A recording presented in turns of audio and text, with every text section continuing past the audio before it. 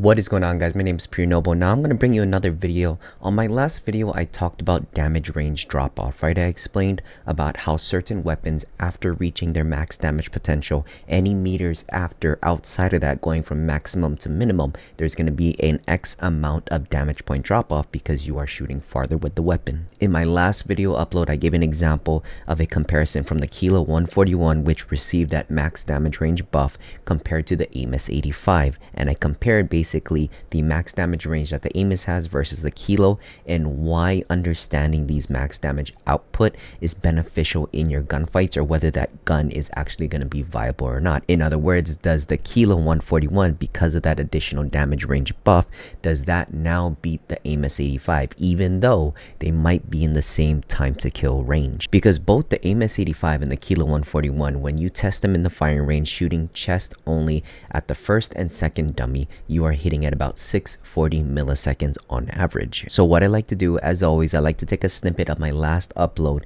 and post it onto TikTok, kind of like a trailer to filter people to watch the full video on YouTube. So one of the viewers commented this: but how does a 25.8 damage versus a 31 point damage translate in real gameplay against full armor opponents? Do we notice it? Thanks. Now, this is Phyllis. Thank you so much for adding that comment on the video, because it really got me thinking about why damage range drop off is so important for certain weapons. I calculated a couple things, and that's what I want to talk to you about in this video. What is going on, guys? Welcome to the channel. My name is Pure Noble. I'm just a fellow Call of Duty player that likes to nerd out on everything Call of Duty related. We talk about the season changes, we talk about Call of Duty news, we talk about weapon balancing, we talk about the new weapon reviews, we talk about tips and tricks here and there that I learned as a Call of Duty player that I hope that I can instill to all new Call of Duty players out there that are just coming onto the scene. But if anything, guys, I hope you enjoy the rest of this video. Keep killing it out there. So what this person's comments reference to is this chart that I showed in the last video upload. I did a comparison from the Amos 85 to the Kilo, and I talked about how the damage drop off happens when it gets out of its maximum damage range. So you can see here,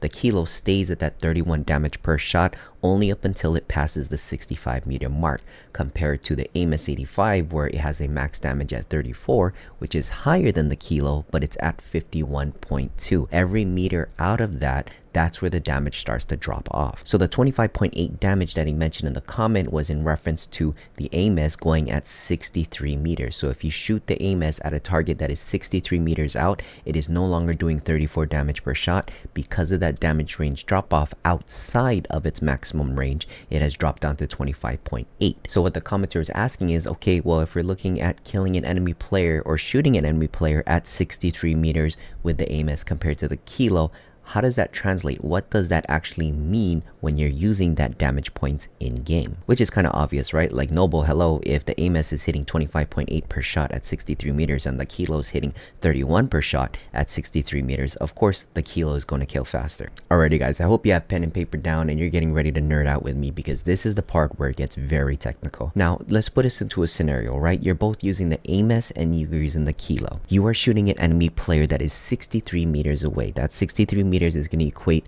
to the Amos doing 25.8 damage per shot and the Kilo being at 31 damage per shot. Now, if enemy Warzone player that is full health, full armor is going to be 300 health points, what we're going to do, very simple, take the 300 health points, divide it up by per damage shot. So 300 divided by 25.8 for the Amos, you're going to be looking at 11.62 shots. For simplicity's sake, let's round up. It's going to take 12 shots to down a fully armored Warzone player. Now moving on to the Kilo, which is at 31 damage per shot. Take the 300, divvy that up by 31, you are getting 9.62. Let's round up, 10 shots. So as you can see on the surface level, the Kilo is going to be much more effective because it is downing the player 2 shots faster, or 2 shots less, compared to the Amos 85. Now at that point, that was my thought process in my head. Okay, that was the answer that I was going to give to that commenter, right? But I wanted to dig in even more. I wanted to convert those shots into milliseconds, because as you know, in a Warzone fight, milliseconds do matter, especially in an online FPS like Call of Duty. So now, in order to calculate the milliseconds in regards to how much faster the Kilo is going to hit, what you do is you take the weapon's RPM, right? If 1 second equates to 1000 milliseconds, and there are 60 seconds in a minute, right? per minute, it's going to be 60,000 milliseconds. Now, in order to calculate how long each weapon takes to shoot each successive bullet that is coming out of the magazine, what you need to do is you take the 60,000 milliseconds, divvy that up by the weapon's RPM. Now, what's really good in the Kilo and the AIM S85 case is both of their RPM in regards to stats is at the same 720. So we're gonna take the 720, divide it up by 60,000 milliseconds, you are coming down to 83.33 milliseconds per shot that shoots off. So since the Kilo can down it and we play 2 shots faster compared to the 85, you take the 2 shots, times that by 83 milliseconds, boom, you are coming up to 166 milliseconds. So now when you put it in those type of terms, you can definitely see why that even though it's just a 2-shot difference on the surface level, you turn that into 166 milliseconds. That is a very, very long time to kill that is taken away because you have a higher damage output at that longer ranges. Ooh, that was a lot of numbers and mumbo jumbo, right? If you are still here and if you did kind of track on to what I was talking about, congratulations, you're just as nerdy at Call of Duty as I am, and I'm glad that you're still here. But before we end the video, I want to give you guys a little gift, something that I want to try to do in my videos that I upload. So I do get a fair amount of comments on TikTok and whatnot that always ask for suggestions on builds. So I figured I'd throw you guys a nice Resurgence 5 attachment build. This is the Kilo 141. Of course, we're going to take advantage of the recent buff that it has with the max damage range. I have the suppressor on, reinforced barrel, extended mag 1, ergonomic grip, and recoil springs. Now let me tell you why. So let's start with the reinforced barrel.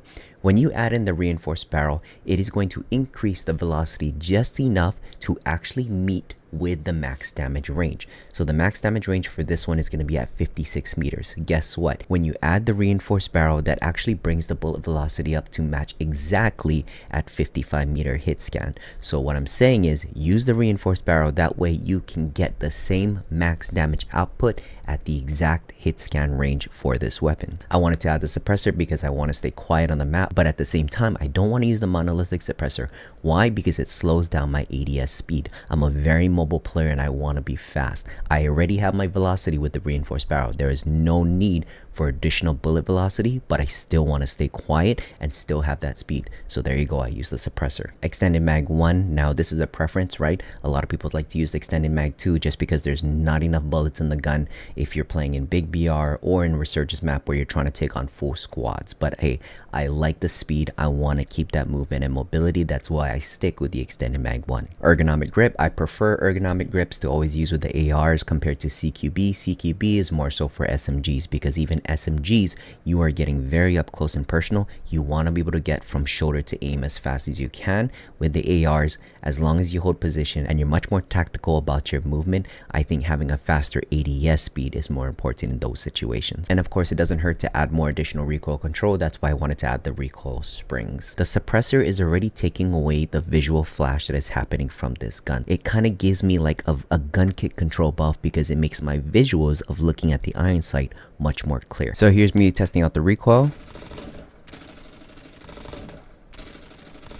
As you can see, the recoil is fairly easy to control. The horizontal is very good. That's why you have the recoil springs. And because the suppressor's on, right, we don't have to worry about seeing that flash. So you can have a clear shot on your target. And that's all we're going to have for this video, folks. If this video gave you any additional insight and context that you did enjoy, that gave you value, please drop a like on the video. It helps it tremendously in the algorithm. And if you enjoy the content overall and you also want to nerd out with Call of Duty with me, please drop a sub to the channel. We'd love to see you here for the next video, okay? But as always, stay pure, stay noble, and hashtag bring back honest gaming. Later, guys.